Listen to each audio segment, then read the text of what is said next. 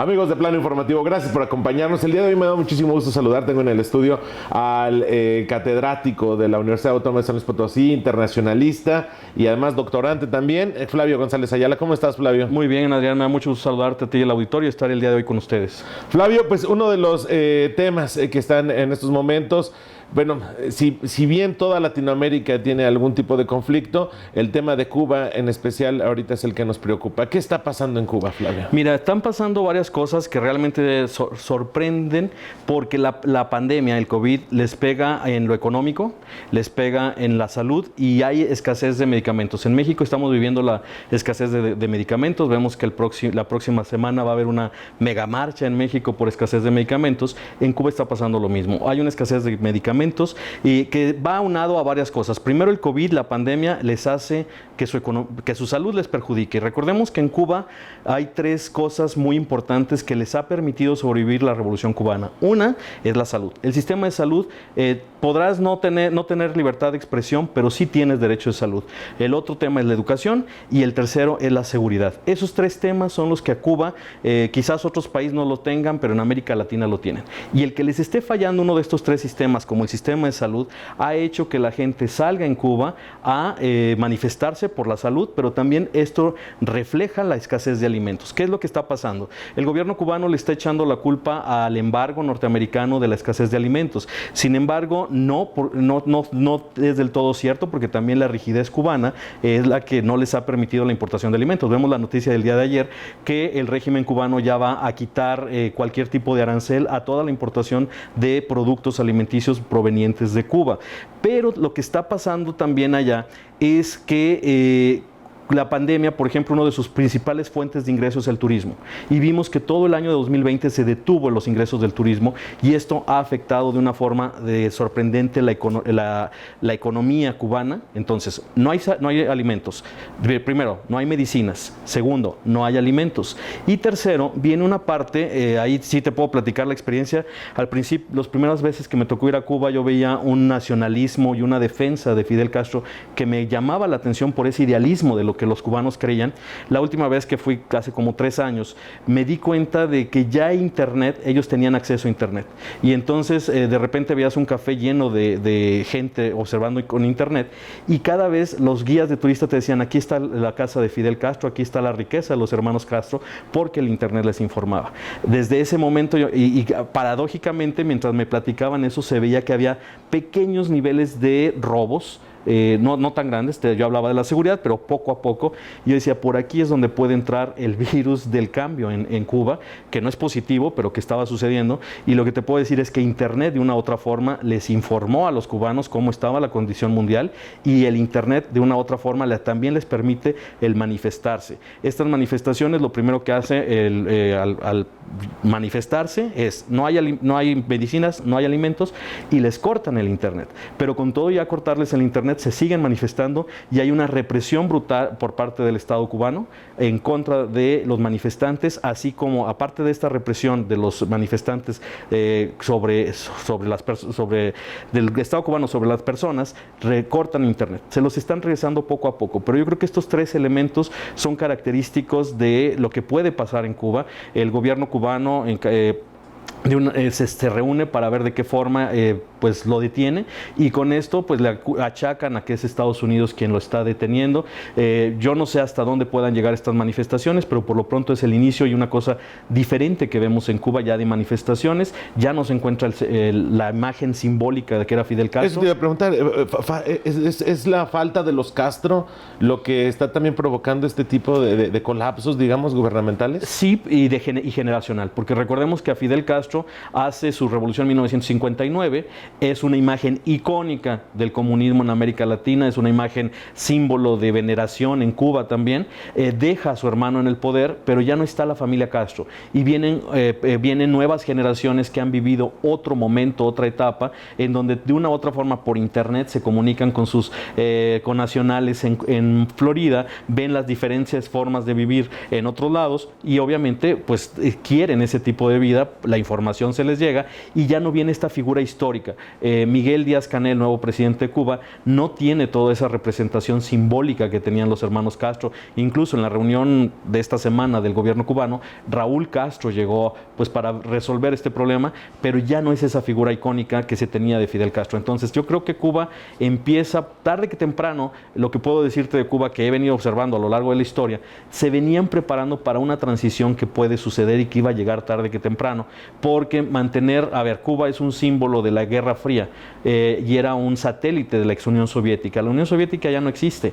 Rusia, aunque tiene el presidente Putin, ¿no? Tiene nexos, tiene vínculos, no es el mismo respaldo que llegaron a tener de lo que era la ex Unión Soviética en esta Guerra Fría. Al detenerse esta Guerra Fría, al no existir, pues ellos también ya veían venir ese tipo de cambio y se estaban preparando, aunque yo creo que lo que los hermanos Castro querían, transición pacífica de una u otra forma. Yo creo que ahorita esto los va a presionar porque, por ejemplo, no había libertad de propiedad, no había, libertad de tránsito también les cuesta mucho, no existe del todo, pero la libertad de propiedad lo han venido dando poco a poco, ya tiene como década y media, en que ya empiezan a dar esa libertad de propiedad en ciertas condiciones. Entonces, también ciertos productos y el libre comercio, porque, por ejemplo, está el embargo norteamericano, pero tienen comercio con más de 90 naciones, con los cuales, por ejemplo, hay inversiones mexicanas, hay inversiones canadienses, españolas de muchos países, con los cuales se puede comerciar. Entonces, ahorita la escasez de alimentos o la escasez de medicinas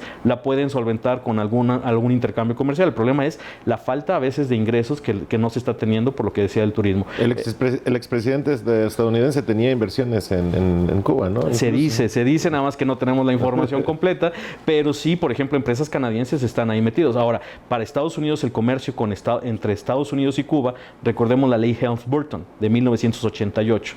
Esa ley prohíbe sanciona a toda aquella persona o empresa que haga negocios en Cuba en donde hubo negocios norteamericanos o negocios cubanos previos al movimiento revolucionario. Y por esa ley es que también los Estados Unidos sancionan mucho. Entonces ahí, si el presidente norteamericano tiene negocios, habría que ver en qué condiciones, porque su propia ley de su país lo puede sancionar. Claro. Digamos que entonces no es tanta la influencia de los Estados Unidos dentro de lo que sucede en Cuba, pero aún así sí hay algo de, digamos, influencia. Mira, ¿no? a ver, Cuba era relevante durante la Guerra Fría. Recordemos que llegamos a la guerra de los misiles por su situación geográfica, ¿no? Claro, es vecino, está a cientos de kilómetros la isla de las costas de Florida. Pero se vuelve un tema relevante cuando hay elecciones en Estados Unidos, sobre todo por el voto de Florida. Porque todos los emigrantes cubanos en Florida tienen un peso específico muy fuerte y ahí es donde toma relevancia esta relación. Ahora, recordemos que el vínculo Estados Unidos-Cuba con el expresidente Obama lo toma las relaciones diplomáticas.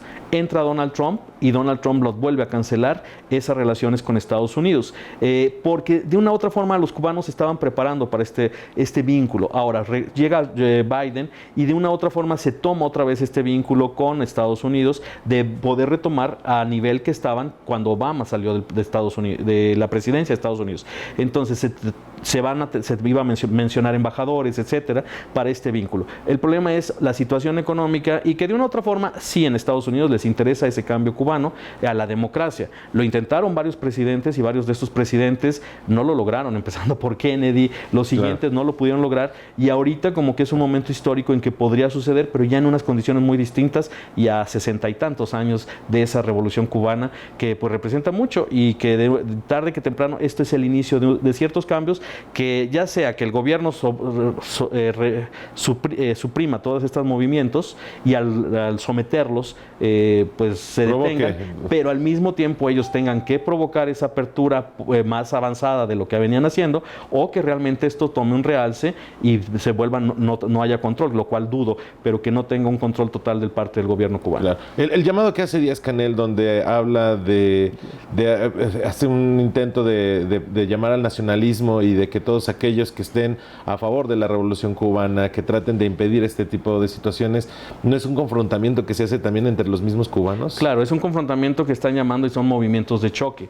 En estos movimientos de choque que se están haciendo es exalzar la Revolución Cubana, que hay mucha gente que lo sigue, y que el día de ayer lo vimos en el Zócalo de la Ciudad de México, que había manifestaciones cubanas por la caída del régimen cubano y que llegaron personas afines al régimen y se dieron de golpes en el Zócalo de la Ciudad de México el día de ayer. Y por otro, esto en Cuba va a estar sucediendo porque de una u otra forma hay un adoctrinamiento o una educación a la población, que hay mucha gente que cree en este sistema que por algo no ha caído, pero que cada vez es menor. Era lo que te decía, al principio yo veía una mayoría que estaba a favor del régimen, pero con esta información de internet cada vez es menos y menos y menos, se está reduciendo. Pero hay mexicanos que creen que es lo que mejor que tendríamos que optar incluso nosotros aquí en México. Pues yo creo que se debería de conocer qué está pasando allá, porque a final de cuentas las libertades, como la libertad de empresa, las libertades que se logran, la democracia, son cosas que a veces están sancionadas y que el régimen cubano ha sancionado. Yo te decía, hay los derechos humanos, las libertades básicas, expresión, asociación, tránsito, no la tiene el régimen cubano. Tiene las siguientes, las libertades sociales, que son, no libertades, sino los servicios sociales, que son educación, salud y seguridad. Creo que en México no tenemos de la mejor educación, hay problemas, de salud hay problemas y lo estamos viendo, y de seguridad creo que es lo más grave, y que el mexicano lo querría tener, pero no a costa de tu libertad de tránsito, no a costa de tu libertad de expresión, tu libertad de trabajo, tu libertad de empresa, la propiedad privada. Creo que eso tarde que temprano a cualquier ciudadano nos afecta, porque vemos el desarrollo que se tiene, y aunque ha logrado logros como no hay analfabetismo en Cuba, como salud y alimento, que todo el mundo come, sí, pero cuando uno va a Cuba, ellos te dicen, sí comemos, pero la canasta básica. Ellos, por ejemplo, no tienen acceso a carne de res. La carne de res está hecha para el turista, y la carne de res, las vacas son propiedad del Estado. Ellos, claro, por ejemplo, cuando quieren comer carne, sí se les permite comer cerdo, pero no de otros, ni pueden acercarse a restaurantes que son hechos para extranjeros, precisamente por esa contaminación. Entonces, esas libertades, yo creo que el ser humano intrínsecamente le desea la libertad, y lo demás son realmente ideas que se tienen y que a veces es desconocimiento o un adoctrinamiento que se tiene. Claro. Flavio, por último, todo este conflicto en Cuba y todo lo que está sucediendo, ¿estamos volviendo a aquellos años de los conflictos en Latinoamérica nuevamente?